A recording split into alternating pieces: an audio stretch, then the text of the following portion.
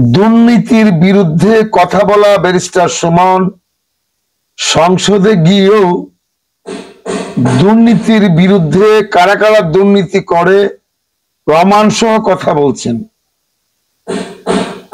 আমাদের বাংলাদেশের ইতিহাসে কোন ব্যক্তি ওপেন দুর্নীতির বিরুদ্ধে কেউ কথা বলে নাই।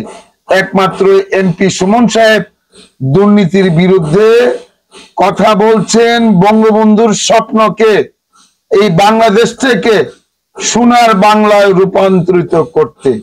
এই দেশে দুর্নীতিবাজ বেড়ে গেছে, কেউ ভয়ে দুর্নীতিবাজদের বিরুদ্ধে কথা বলেন না, কারণ দুর্নীতিবাজদের বিরুদ্ধে কথা বললে হয় আপনার শারীরিক ক্ষতি হবে, নয়তো জেলে যেতে হবে বিভিন্ন মিথ্যে মামলায়।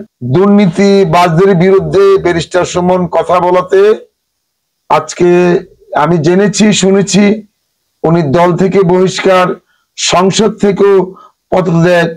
আমার মনে হয় দুর্নীতির বিরুদ্ধে আর কথা বলা যাবে না এই বাংলাদেশে। জানি না এই বাংলাদেশ দুর্নীতিবাজরা কোথায় নিয়ে যাবে। দেখুন, বাঘের গর্জনে ব্যারিস্টার সুমন দুর্নীতিবাজদের বিরুদ্ধে কথা বলছে। এই যে দেখুন ভিডিও।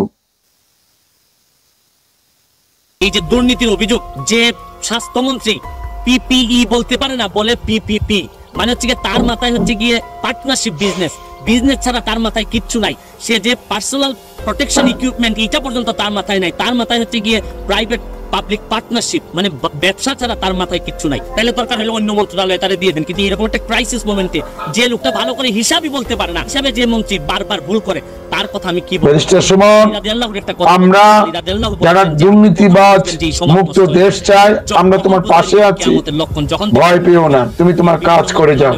আমরা দুর্নীতিবাজদের বিরুদ্ধে রুখে দাঁড়াবো, এই দেশটাকে সোনার বাংলা করে ছাড়বো ইনশাল্লাহ। মানে লিটন ভাই, আল্লাহ হাফেজ।